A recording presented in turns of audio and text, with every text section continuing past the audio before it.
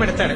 పార్వతీదేవి అడిగింది మహాభారతం అనుశాసనిక పర్వంలో, శుభ్రమైన కైలాసం ఉండగా, ఇంత ఐశ్వర్యం ఉండగా, చింతామణి గృహం ఉండగా శ్మశానంలో ఎందుకుంటున్నారని అడిగింది.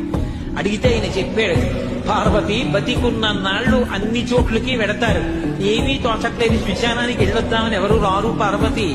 నేనంతవాణ్ణంటాడు, పొడుగ్గా ఉన్నానంటాడు, తెల్లగా ఉన్నానంటాడు, పండితుణ్ణంటాడు, పద్యాలు నాకు నోటికొచ్చంటాడు, ఉపన్యాసం చెప్పగలనంటాడు, నాకు పాటలొచ్చంటాడు, నేను నాట్యం చేస్తానంటాడు, నేను అధికారినంటాడు, నా దగ్గర డబ్బు ఉందంటాడు, నేను పాట పాడగలనంటాడు. ఇన్ని ఉన్నాయనుకున్న వాడిలోంచి ఊపిరి బయటికి వెళ్ళిపోయిన తరువాత వాడిని తీసుకెళ్లి 4 కొత్త కర్రల మీద పడుకోబెట్టి చాప చుట్టి తాడు కట్టి పైన నూలుబట్ట కప్పి తీసుకొచ్చి అన్నీ తీసేసి కర్రల మీద పడుకోబెట్టి కాల్చేస్తుంటే జీవుడు లేచి నిలబడి పుర్రె పగిలిపోయిన తరువాత కన్న కొడుకు కూడా స్నానం చేసి వెళ్ళిపోతుంటే చీకటి పడిపోయాక, అయ్య బాబోయ్ చుట్టూ ఉగ్రభూతాలు, నా వాళ్ళన్న వాళ్ళు లేరు, వీళ్ళని నమ్ముకున్నాను, ఒక్కడు లేడని ఏడుస్తుంటే నేనున్నాను రా అని చెప్పడానికి నేను కూడా లేకపోతే చచ్చిన వాడు 1000 మాటలు చచ్చిపోతారని అక్కడ ఉన్నారు పార్వతి, నా కర్మ కాదక్కడ లేనంటే.